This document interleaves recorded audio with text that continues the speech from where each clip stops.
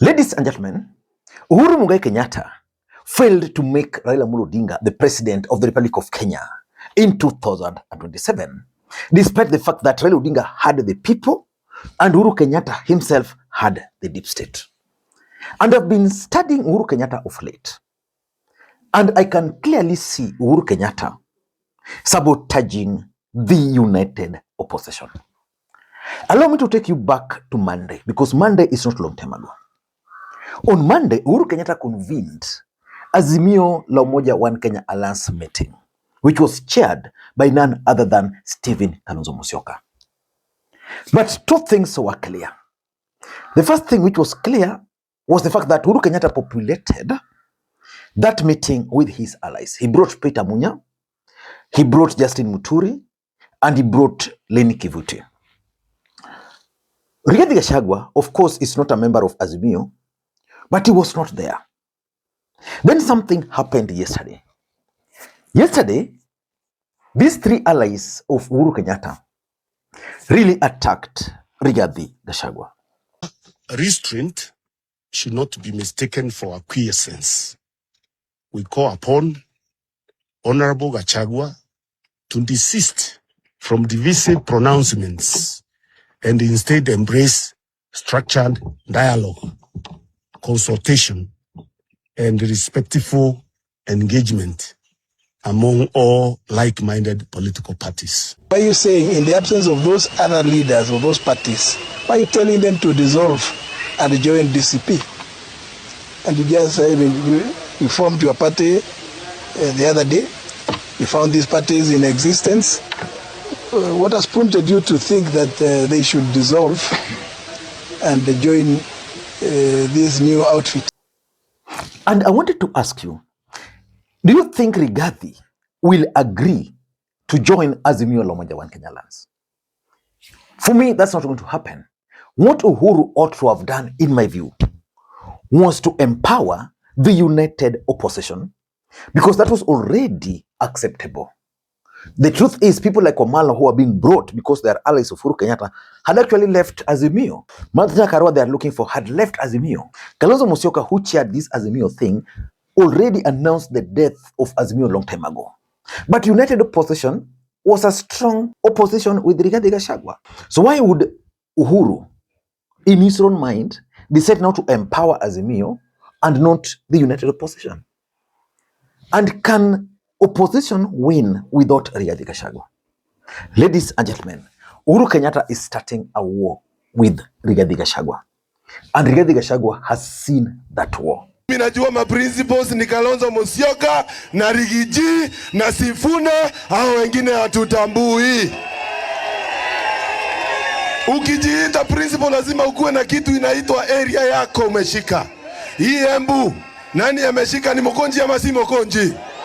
Ni Mokonji ama si Mokonji? In this video, I want to look at what they are fighting over. Before we do that, in case you're watching the channel for the first time, take a second or two, click that subscribe button so that next time we produce a video like this, YouTube will automatically notify you. Ladies and gentlemen, these are some of the issues Uhuru Kenyatta is trying to implement, but Rigathi has seen and resisting. Number one, the zoning of Mount Kenya. Anybody who is sane would agree that Mount Kenya is currently under the grip of Rigathi Gachagua. If elections were held today in Mount Kenya, DCP will win almost all seats. The only instances where they can lose is where there is a strong independent or a strong individual, so that the residents there can vote for that individual as an individual, but not as a party.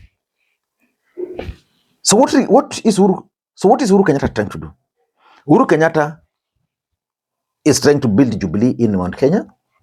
Uhuru Kenyatta is trying to bring Muturi, the DP, is bringing Mwangaza Kawira to contain Meru.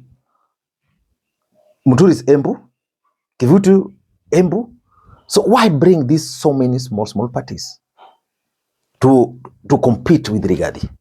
That is what Rigathi Gachagua is telling William Ruto. That is what Rigathi Gachagua is telling Uhuru Kenyatta. It's not going to happen. And yesterday, his ally, Gachagua, made it very clear that they are not going to allow that to happen. Number two, I think it's about the 2027 negotiations. Who is going to sit on the table on behalf of Mount Kenya? Are we going to have how many? Jubilee, DP, I don't know even chama cha Justin Muturi, Jubilee, DP, Kawira, Kivitu, who? Munya. The truth is, in an ideal situation, the person who should represent Mount Kenya in these negotiations, one man, Rigathi. But Uhuru wants now to create several people. And that's why Rigathi Gachagua's allies are very clear. Personally, and the whole fraternity of DCP, we have no space in Azimio. And even going forward, we cannot recognize it at all. And if we are going to make any formation forward, it should not be Azimio at all. That one we are going to reject it in totality. And I will tell you, this broad day, we can't allow to be fixed to that particular cocoon. And there we are not going to, let me tell you, it is upon to Kalonzo Musyoka and whoever else in that, who is that, in that particular fraternity of Azimio to decide whether to work outside or inside Azimio. So this is just increasing the problems you already have. I am telling you, this is a total confusion and we cannot buy the idea. Uhuru is taking us back to those old days where we cannot get back to. As a DCP, we cannot even dare to be part of Azimio at any single day. And the other big question is, we have a big battle of ODM. Which ODM are you bringing back to Azimio? The Uhuru ODM faction or the Young Tax faction? And if the idea is to bring this young team to Azimio, why can't this young team look for an entity? And they join the other bigger fraternity of United Opposition as an entity. We can't buy that idea of rubbish. And we cannot go that direction. There is also the issue of Mount Kenya kingpin. You see, at some point, Rigathi even acknowledged that Uhuru is Mount Kenya kingpin. But let us talk real politics. The truth is, Rigathi Gachagua has worked so hard. And today, if you were to go to the mountain and ask them to pick who their kingpin is, would they pick Justin Muturi, who was defeated even in his own polling station?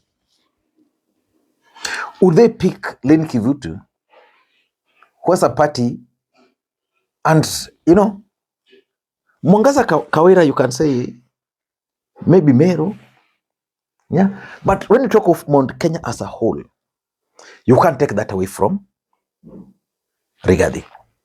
But Uhuru is trying to water down that. Why is Uhuru Kenyatta trying to water down that?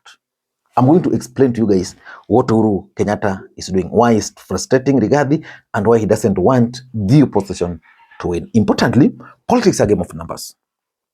You can't run away from that. At the end of the day, political parties are measured by the number of MPs, senators, governors, MCs they have. If elections were held today, which party do you think will have majority of MPs, MCs, senators, and even women rep from Mount Kenya?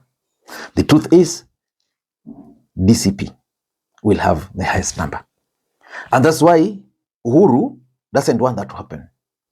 He's sponsoring so many political parties so that they'll sponsor several candidates there in the hope that some of them might actually win. Like, for example, if Kawira were to succeed in Meru, and then Justin Muturi succeeds in Embu, they'll be denying Rigathi the numbers.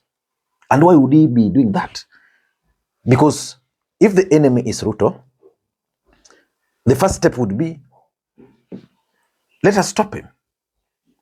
And importantly, Uhuru and Rigathi also, there's something they fear amongst themselves. For Rigathi Gachagua, he fears Uhuru in the sense that Uhuru has the money, He has the networks. He has international connections. Uhuru Kenyatta is actually respected in Mount Kenya. The truth is that after the last election, where Uhuru Kenyatta won the mountain, but they went and followed Rigathi, the mountain really respected. And because of that respect, Rigathi fears him that, with the money, he can decide to sponsor aspirants. He can decide to disrupt. He can decide to even influence the way he's influencing whatever is happening in opposition today. Uhuru is actually influencing people like Matiang'i, people like Kalonzo, people like Eugene to go a particular direction. Because what I had expected Kalonzo to do, Kalonzo formed the United Opposition. And the reason he formed that was to get out of Azimio. Eugene also did the same. So why would they then leave the United Alternative Government to come back to a dead horse in the name of Azimio? It's because of Uhuru Kenyatta's interest. And Uhuru Kenyatta's interest, let me now reveal it to you, is one. Uhuru Kenyatta is keen on his brother becoming the next president of the Republic of Kenya in future. And therefore, he's not interested in anybody removing William Ruto from office in 2027. So that all these guys, people like strong candidates like Sifuna, would come and then they're going to be swallowed, all of them. Yeah? And then he'll prop up the brother because he has the resources. Maybe he will make him join government, then Ruto from there will pick. And, yangu kumi, yako kumi. That circle might actually continue. I don't know what you think. That's my take. This is Lima Queen. I know I could be wrong, but I really get it wrong. Till next time, bye-bye.